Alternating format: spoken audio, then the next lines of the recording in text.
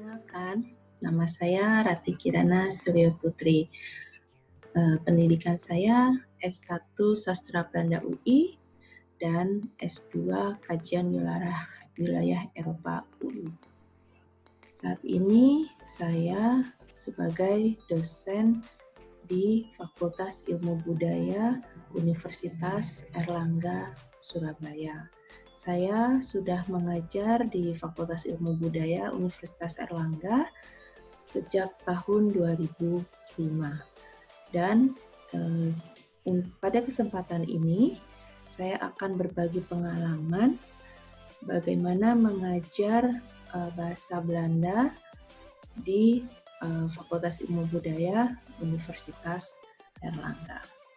Sebelum bercerita tentang pengalaman saya belajar bahasa Belanda, saya akan menceritakan sedikit tentang Fakultas Ilmu Budaya Universitas Airlangga. Di Fakultas Ilmu Budaya Universitas Airlangga terdapat 4 program studi, yaitu Bahasa dan Sastra Indonesia, Bahasa dan Sastra Inggris, Ilmu Sejarah, dan Bahasa dan Sastra Jepang. Di Fakultas Ilmu Budaya ada beberapa program studi yang mempelajari bahasa Belanda, yaitu program studi ilmu sejarah, program studi Bahasa dan Sastra Indonesia, serta program studi Bahasa dan Sastra Inggris. Untuk program studi ilmu sejarah, bahasa Belanda merupakan mata kuliah wajib selama 2 semester. Saya mengajarkan bahasa Belanda sebagai bahasa sumber untuk program studi ilmu sejarah karena dibutuhkan untuk meneliti arsip-arsip yang masih banyak berbahasa Belanda. Untuk program studi sejarah bahasa Belanda setiap semester terdiri dari 3 SKS. Sedangkan untuk program studi Bahasa dan Sastra Indonesia, bahasa Belanda merupakan mata kuliah pilihan untuk 1 semester dan terdiri dari 2 SKS. Untuk mahasiswa program studi Bahasa dan Sastra Indonesia, saya mengajarkan dasar-dasar bahasa Belanda sehingga menambah kemampuan berbahasa mahasiswa pada prodi Bahasa dan Sastra Indonesia. Untuk program studi Bahasa dan Sastra Inggris, bahasa Belanda dipelajari untuk 2 semester dan merupakan mata kuliah pilihan. Setiap semester terdiri dari 2 SKS. Untuk mahasiswa program studi Bahasa dan Sastra Inggris, saya mengajarkan dasar-dasar bahasa Belanda, sehingga sama seperti untuk mahasiswa program studi Bahasa Indonesia, menambah kemampuan berbahasa mahasiswa program studi Bahasa dan Sastra Inggris. Dalam mengajarkan bahasa Belanda di Fakultas Ilmu Budaya UNER, banyak sekali suka duka yang saya rasakan, terutama mengajar bahasa Belanda sebagai bahasa sumber bagi mahasiswa program studi ilmu sejarah. Sukanya melihat banyak mahasiswa yang tertarik belajar lebih dalam tentang bahasa Belanda. Mereka banyak bertanya bagaimana cara mempelajari bahasa Belanda dengan mudah, bagaimana di mana tempat belajar bahasa Belanda di Surabaya. Dukanya banyak sekali, dari mulai susah mendapatkan kamus bahasa Belanda yang lengkap di Surabaya sampai mencari komunitas berbahasa Belanda, karena di Surabaya bahasa Belanda tidak populer walaupun banyak peninggalan sejarah di Surabaya. Kesulitan-kesulitan juga banyak saya hadapi, antara lain misalnya mahasiswa itu sudah takut duluan untuk belajar bahasa Belanda. Bagi mereka belajar bahasa Belanda itu suatu momok karena dianggap menakutkan, susah sekali untuk dipahami. Kemudian kelas yang terdiri dari 30-40 mahasiswa. Dan sehingga untuk melatih pengucapan bahasa Belanda yang baik itu sulit sekali, serta mengajarkan perubahan bentuk kata kerja dalam bahasa Belanda karena mereka tidak terbiasa dengan vokal panjang dan vokal pendek. Selain itu, untuk mendapatkan literatur berbahasa Belanda juga masih sangat sulit karena keterbatasan koleksi di perpustakaan. Kalau di Jakarta mungkin ada Erasmus House yang mempunyai banyak koleksi bahasa Belanda. Di Surabaya tidak lengkap, serta buku-buku yang mempelajari bahasa Belanda itu juga sangat tidak lengkap di Surabaya. Jadi sangat sulit untuk mengenalkan bahasa Belanda kepada para mahasiswa. Untungnya sekarang dengan bantuan teknologi banyak sekali cara-cara belajar bahasa Belanda secara daring atau online. Jadi biasanya saya menganjurkan kepada mahasiswa untuk buka-buka di internet, di YouTube, sehingga mereka paling tidak terbiasa dulu dengan bahasa Belanda, baik itu pengucapannya, nanti setelah itu baru untuk memahami artinya. Dalam mengajar bahasa Belanda sebagai bahasa sumber untuk program studi ilmu sejarah selama 2 semester, saya membaginya dalam 2 tahap. Tahap pertama yaitu mempelajari tata bahasa Belanda pada semester 1, dan tahap 2 belajar menerjemahkan teks, mulai teks modern sampai teks yang lama atau kuno. Teks modern juga saya berikan untuk menambah perbendaharaan kata Belanda, sehingga pada saat menerjemahkan teks lama atau kuno dengan tulisan yang sulit dibaca, para mahasiswa sedikit banyak sudah mengetahui kata-kata tersebut. Tentu saja tidak mudah mengajar bahasa Belanda di Fakultas Ilmu Budaya UNER dengan tidak adanya program studi sastra Belanda di UNER. Sebagian besar mahasiswa sama sekali tidak mengenal bahasa Belanda dan menganggap mata kuliah tersebut sulit sekali. Padahal sebenarnya banyak kata-kata dalam bahasa Indonesia maupun bahasa Jawa yang merupakan serapan dari bahasa Belanda. Untuk membuat mahasiswa tertarik mempelajari bahasa Belanda, saya mengawali mengajar bahasa Belanda dengan mengenalkan kata-kata bahasa Belanda yang sudah di-Indonesiakan, seperti telat, spoor, klaar, kaartjes, fiets, lane, dan sebagainya. Untuk kata lane sebenarnya sudah tidak asing di Surabaya karena orang Surabaya menyebut angkutan umum itu dengan len. Jadi mungkin ini pengaruh dari bahasa Belanda, dari lane menjadi len. Membiasakan pengucapan kata-kata bahasa Belanda yang benar sulit sekali dilakukan dengan intensitas pertemuan hanya 1 kali seminggu.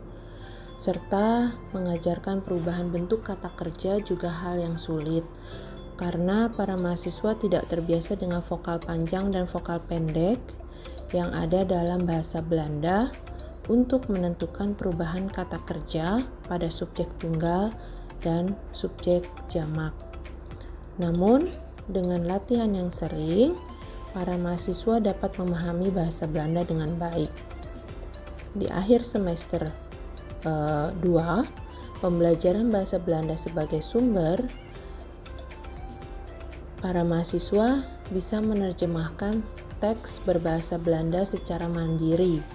Bahkan ada beberapa mahasiswa yang sudah menerima terjemahan teks bahasa Belanda lama atau bahasa Belanda kuno di luar tugas kuliah. Pada kesempatan kali ini saya juga sudah meminta 2 orang mahasiswa saya yang sudah pernah mengikuti bahasa Belanda sebagai bahasa sumber, mengikuti kuliah bahasa Belanda sebagai sumber, dan sudah lulus mata kuliah tersebut, untuk memberikan atau bercerita tentang pengalaman mereka belajar bahasa Belanda sebagai bahasa sumber dan bagaimana kelanjutannya setelah mempelajari bahasa Belanda sebagai bahasa sumber. Apakah terpakai untuk studinya atau tidak? Assalamualaikum warahmatullahi wabarakatuh. Perkenalkan, nama saya Akmal Aldino, mahasiswa dari Universitas Airlangga. Kita tahu bahwa bahasa merupakan elemen penting dalam kehidupan sehari-hari. Dengan bahasa, kita juga mengetahui informasi yang kita terima dan yang kita sampaikan. Dengan bahasa juga kita bisa berkomunikasi dan berinteraksi orang-orang yang ada di sekeliling kita maupun orang-orang yang ada di luar negeri. Banyak sekali macamnya bahasa di dunia ini. Salah satunya ialah bahasa Belanda. Jujur, untuk bahasa Belanda sendiri, saya baru benar-benar belajar itu ketika menduduki di bangku perkuliahan, lebih tepatnya di semester 2 dan semester 3. Karena saya mahasiswa dari prodi ilmu sejarah, bahwa bahasa Belanda tersebut itu merupakan mata kuliah yang wajib, mata kuliah yang harus ditempuh dalam kurun waktu 2 semester. Banyak sekali pengalaman-pengalaman yang tidak saya duga ketika belajar bahasa Belanda ini. Salah satunya ialah rupanya ada beberapa kosakata dari bahasa Indonesia itu yang diambil mula akarnya ialah dari bahasa Belanda. Misalnya kulkas, lemari pendingin. Kita tetap menyebutnya kulkas sehari-hari. Lalu ada kalau dalam bahasa Belanda itu provoost. Kalau dalam sehari-hari biasanya kalau TNI atau tentara ada yang namanya provoost, artinya itu penjaga rupanya. Lalu ada juga brankas, lemari kas untuk penyimpanan uang atau barang-barang berharga. Dan hal yang paling tidak saya duga itu ada memang semacam kebudayaan, katakanlah itu suatu tradisi minumannya orang Belanda, yaitu ijstroop. Kalau orang Indonesia menyebutnya estroop. Stroop sendiri itu artinya apa sih? Stroop sendiri itu kalau saya pelajari, saya telusuri, stroop itu artinya dikukus, bahwa memang untuk membuat semacam minuman segar atau minuman yang seperti es itu dibutuhkan semacam buah ya, yang nanti di kemudian selanjutnya itu harus dikukus terlebih dahulu. Nah, ketika dikukus tadi nanti akan keluar sarinya yang dicampur dengan es atau dijadikan minuman segar. Bagi orang Indonesia menyebutnya itu adalah ijstroop. Di sini saya menganalisa bahwa rupanya terjadi semacam peleburan budaya bahasa baru di kalangan masyarakat Indonesia. Ada berbagai macam bahasa Belanda yang digunakan sehari-hari oleh masyarakat Indonesia, tetapi tidak disadari secara langsung bahwa bahasa tersebut, kata tersebut mulanya dari bahasa Belanda. Tentunya karena ini bahasa yang baru saya pelajari ya di awal bangku perkuliahan, sebelumnya saya tidak pernah mempelajari bahasa Belanda sendiri. Tentunya banyak tantangan-tantangan yang saya harus hadapi. Seperti misalnya ya, jujur saya mengalami kesulitan ketika membaca naskah Belanda secara langsung, baik itu naskah teks elektronik, teks biasa maupun juga percakapan. Kurangnya penguasaan kosakata ini membuat saya sedikit kesulitan untuk memahami arti dan juga makna apa informasi yang disampaikan. Lalu juga ada tata grammar atau tata bahasa yang digunakan dalam kaidah bahasa Belanda yang kalau kita misalnya belajar memahami sebuah teks, kita harus jeli karena perbedaan tata bahasa atau grammar tadi ini kan menjadi sangat penting sekali dalam memahami sebuah teks.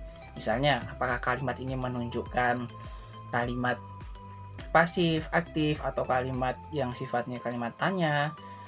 Lalu, apakah ini kalimat sedang berlangsung, apa sudah selesai, dan lain sebagainya. Lalu yang ketiga yang agak lebih krusial ialah ketika pengucapan dalam bahasa Belanda, karena tidak terbiasa. Tentunya butuh berulang kali belajar dengan tekun pelafalan huruf Belanda. Ya hurufnya sama, mungkin bunyi pelafalannya yang berbeda. Ini tentu butuh waktu khusus ya untuk belajar pelafalan ini karena butuh kebiasaan. Karena bagi saya sendiri pelafalan bahasa Belanda kalau kita bunyi pelafalannya kurang tepat, itu nanti makna yang kita ingin sampaikan bergeser. Lalu apa manfaatnya yang kita dapatkan? Apa manfaat yang saya dapatkan ketika saya mempelajari bahasa asing, terutama bahasa Belanda? Karena saya mahasiswa dari ilmu sejarah, bahasa Belanda ini merupakan salah satu bahasa yang harus minimal wajib dikuasai. Karena kita tahu seluruh teks-teks kuno yang berkaitan dengan penjajahan Belanda itu rata-rata menggunakan bahasa Belanda. Teks perjanjian dengan raja-raja kuno, perjanjian dengan adat budaya daerah, dan juga kebijakan-kebijakan hukum dan lainnya rata-rata jika kita mengacu konteks pada masa Hindia Belanda dan juga masa kolonial, itu semuanya rata-rata bahasa Belanda. Lalu bagaimana untuk kedepannya? Apakah berhenti di sini saja? Berhenti pada teks narasi menerjemahkan lalu selesai? Tidak. Karena saya akademisi, sebaik-baik ilmu ialah yang bermanfaat kepada orang lain. Jadi begitu ada narasi teks bahasa Belanda yang saya dapatkan, entah itu arsip, koran, dan lain sebagainya, saya terjemahkan ke dalam bahasa Indonesia terlebih dahulu, kemudian saya buat itu semacam artikel ilmiah untuk memperkuat dari narasi arsip tadi. Karena informasi-informasi dari arsip bahasa Belanda ini sangat bernilai harganya untuk kajian-kajian akademis, dan juga segala informasi yang didapatkan ini otomatis saya sebarluaskan ke dalam bentuk artikel atau mungkin semacam terjemahan lengkap dari mungkin semacam peraturan atau keputusan pemerintah Belanda pada waktu itu. Karena saya juga giat dalam pencarian arsip-arsip kuno yang berbahasa Belanda, otomatis selain itu juga saya harus meningkatkan kemampuan bahasa Belanda saya, tentunya agar tidak stagnan pada posisi yang sama, melainkan juga ada perkembangan lebih lanjut. Mungkin kali ini di bidang penerjemahan saya sudah bisa, lalu saya tingkatkan ke dalam bentuk bahasa agar ini bisa menjadi penunjang komunikasi bahasa internasional setelah bahasa Inggris. Sekian testimoni saya mengenai belajar bahasa Belanda. Assalamualaikum warahmatullahi wabarakatuh. Perkenalkan, nama saya Fatimah Mokoginta dari jurusan Ilmu Sejarah Universitas Airlangga. Kalau ditanya mengenai pengalaman belajar bahasa Belanda gimana, jujur ya awalnya bingung, susah gitu, karena dari SD kan belum diajarin kalau bahasa Belanda, jadi kayak masuk SMA, ada pelajaran bahasa Belanda nih, susah kayaknya gitu. Terus waktu pertemuan pertama juga udah kayak diajarin grammar, kaget gitu kan. Terus ya udah namanya orang kaget ya belajarnya bingung mau dari mana. Tapi ternyata eh, apa bahasa Belanda ini yang dari awalnya susah jadi buat kita penasaran gitu loh, kayak ini kok bisa kayak gini sih, ini kok bisa kayak gini. Kan mungkin orang awam ya, jadi belum tahu gimana sih bahasa Belanda itu sebenarnya. Kayak aku pengen tahu nih kayak gini, aku pengen tahu lebih nih. Jadi karena adanya kesusahan itu tadi buat kita kepo, dan kepo itu semakin kita belajar banyak gitu. Dan terus kalau dari manfaatnya, bahasa Belanda ini bermanfaat kalau untuk jurusan saya ya, sebagai jurusan sejarah. Khususnya untuk mentranslate sumber gitu loh. Jadi kayak kan penulisan di Indonesia itu banyak dilakukan pada masa kolonial Belanda khususnya. Nah, karena banyaknya penulisan pada masa kolonial Belanda, ya otomatis bahasanya juga bahasa Belanda gitu kan. Jadi kalau misalnya kita mau menulis tentang apapun itu yang berbau tentang kolonial, kita harus tahu sumber asli yang pakai bahasa Belanda itu. Jadi kalau misalnya kita belajar bahasa Belanda, memudahkan kita untuk mentranslate sumber itu. Seenggaknya kita tahu gimana sih garis besar isi sumbernya itu, walaupun kita nggak detail gitu loh. Misalnya kayak main idea kayak ide pokoknya itu kita tahu gitu. Nah terus kalau kesulitan belajar bahasa Belanda sendiri itu susah, mungkin ini ya, pertama itu susah untuk menambah kosakata ya, namanya manusia ya sering lupa ya. Nah itu pertama sering lupa karena kita baru belajar 6 bulan, 1 semester kemarin gitu. Terus yang lainnya yang susah itu kalau bahasa Belanda yang dulu pada masa kolonial itu beda sama bahasa Belanda yang sekarang gitu. Jadi ada beberapa kata yang pada masa kolonial itu spellingnya seperti ini, tapi pada masa sekarang di bahasa Belanda yang modern ini berganti gitu ya, walaupun gantinya nggak banyak-banyak gitu. Misalnya dulu L-nya 1, sekarang L-nya 2 atau bagaimana gitu. Terus yang kalau dari segi penerjemahan sumber bahasa Belanda sendiri, kesulitannya itu ada waktu kita ngelihat tulisannya gitu loh. Tulisan sumbernya kan ya kan dulu waktu pemerintahan kolonial kan mereka nulis sumbernya pakai tulisan tangan ya, bukan pakai mesin ketik atau pakai laptop gitu kan. Nah yang buat susah itu kita membaca sumbernya. Jadi kan sumbernya dulu tuh pakai kayak tulisan indah gitu loh, kayak Latin, terus kayak miring-miring, kayak dempet-dempet, bagus lah pokoknya. Tapi karena terlalu bagus mungkin ya, dan kita itu belum pernah atau jarang melihat font kayak gitu, akhirnya kaget loh, ini apa, ini A atau E, ini S apa C, kayak gitu ya. Mungkin itu sih kekurangan hambatan saat belajar bahasa Belanda. Tapi kalau misalnya kita sering-sering baca sumber, sering-sering belajar bahasa Belanda, kesulitan-kesulitan itu bisa diatasi gitu loh, dengan cara menambah kosakata sama menambah bentuk font pada masa kolonial dulu kayak gitu. Sekian dan terima kasih. Ya, begitulah sedikit cerita tentang pengalaman saya mengajar bahasa Belanda di Fakultas Ilmu Budaya. Terima kasih atas perhatiannya. Dankjewel.